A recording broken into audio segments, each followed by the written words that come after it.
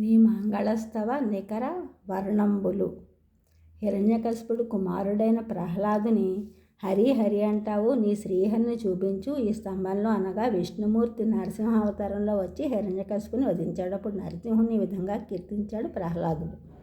నీ గృహాంగణ భూమి నిటలంబు మోవంగ మోదించి నిత్యంబు మ్రొక్కడేని, నీ మంగళస్తవ నికర వర్ణంబులు పలుమారు నాలుకన్ పలుకడేని, నీ అధీనములుగా నిఖిల కృత్యంబులు ప్రియభావమున సమర్పింపడేని, నీ పదాంబుజముల నిర్మల హృదయుడై చింతించి మక్కువన్ జెక్కండేని, నిన్ను చెవులార వినడేని, నీకు సేవ చేయరాడేని, బ్రహ్మంబు జందగలడే యోగి అయినా తపోవ్రత యోగి అయినా వేది అయినా మహాతత్వ వేది అయినా,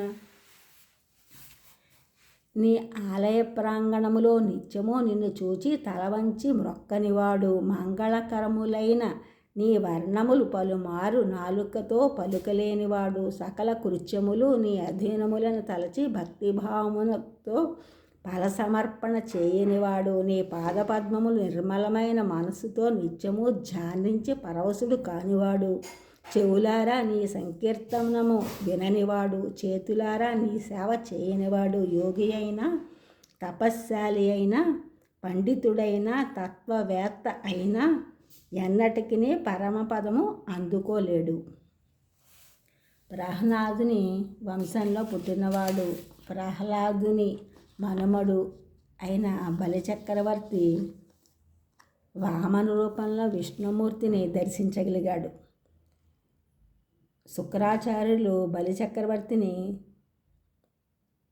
వచ్చినవాడు విష్ణుమూర్తి అంతా దానం చేయొద్దని వారించాడు. 3 అడుగులు దానంగా అడుగగా వచ్చినవాడు విష్ణుమూర్తి అయితే నాకు అంతకంటే ఏమి కావాలి, జన్మసార్థక్యం చేసుకున్నాడు బలిచక్రవర్తి. ఆ విధంగా ఈ ఛానల్ చూస్తున్నందుకు కూడా సబ్స్క్రైబ్ చేయండి, షేర్ చేయండి, లైక్ చేయండి, కామెంట్ చేయండి. సబ్స్క్రైబ్ చేస్తున్నందుకు కూడా కృతజ్ఞతలు, షేర్ చేస్తున్న లైక్ చేస్తున్న కామెంట్ చేస్తున్నందుకు కూడా ధన్యవాదములు.